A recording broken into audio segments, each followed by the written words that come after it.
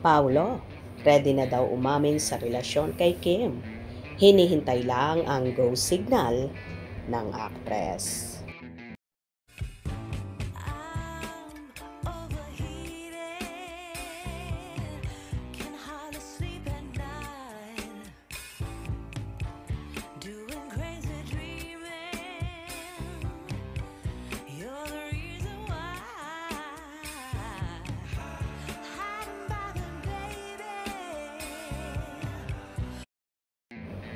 Game na daw umamin ang multi-awarded at kapamilya actor na si Paolo Abilino sa napapabalitang kasintahan na at karelasyon na si Kim Chiu. Marami kasi ang hindi naniniwala na wala pang namamagitan sa Kim Pao na obvious naman daw sa mga ikinikilos nila at galawan. Ayon nga sa mga nagmamarites, handang-handa na daw pumiyok si Paolo sa natatanging pag-iibigan nila ng multimedia idol. Pero go signal lang daw ng actress ang hinihintay ng actor. Kahit kasi ang ibang celebrities na mga nakakatrabaho ni Chinita Princess ay makakapagpatunay na may something special nang nagaganap sa Kim Pao na ayaw palang tuluyang ilantad sa publiko. Siyempre bilang lalaki inirerespeto kung ano ang gusto ng iyong karelasyon, kaya hanggang ngayon ay pilit pa rin nilang itinatago ang pag-iibigan. Ano kaya ba ang ikinakatakot ni Kimi at ayaw pang payagan na ikanta ni Paolo ang kanilang relasyon? Dati-rati naman ay very open sa publiko ang kanyang mga past relationships at open book talaga ang nagaganap sa kanilang dating karelasyon. Pero bakit ngayon kay Paolo? Parang wala pa silang plano na aminin sa publiko ang lahat. Samantalang obvious naman na mahal nila ang isa't isa.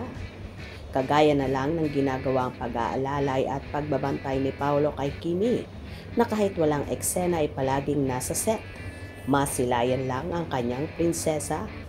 Bukod pa dyan, hindi niya hinahayaang mahirapan ang dalaga sa pagbubuhat ng mga maleta nito kaya kahit hirap si Paolo at maraming bitbit ay kinakaya niya para lang kay Kimi. Bukod pa dyan, ayaw na ayaw ni Paolo na may ibang guy na lumalapit at umaaligid kay Kim, lalo na kapag hindi naman nila ito kilala or ka-close. Ganyan nga inaalagaan ni Paolo si Kimi. Bukod pa dyan, palagi niyang hinihintay ang dalaga na tila ba ayaw niyang mawawala sa tabi niya si Chinita Princess. Kahit nung umattend sila sa birthday celebration ng anak ni Sir Deo na si PJ Entrelal na palagi silang magkatabi, kung saan sabay silang dumating at sabay ding umalis. Ayon pa nga sa ilan, hindi daw nagtagal ang Kim Pao sa naturang event at agad-agad ngang umuwi. Marami rin kasi na kapwa-artistang nandon.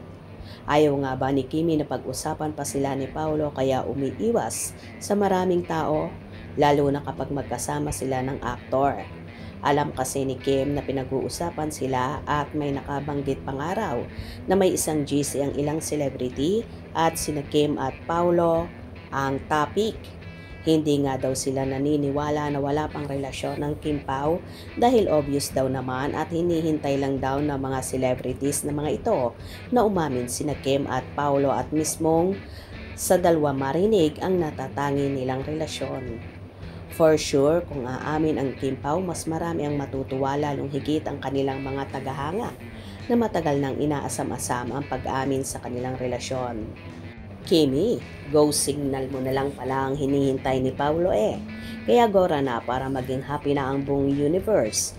For sure, mas marami ang matutuwa, kikiligin at mai-inlove kapag isinapubliko niya ang inyong pag-ibigan. Correct ba ako dyan? Ano sa palagay nyo, mga kakimpaw? Hope you enjoyed.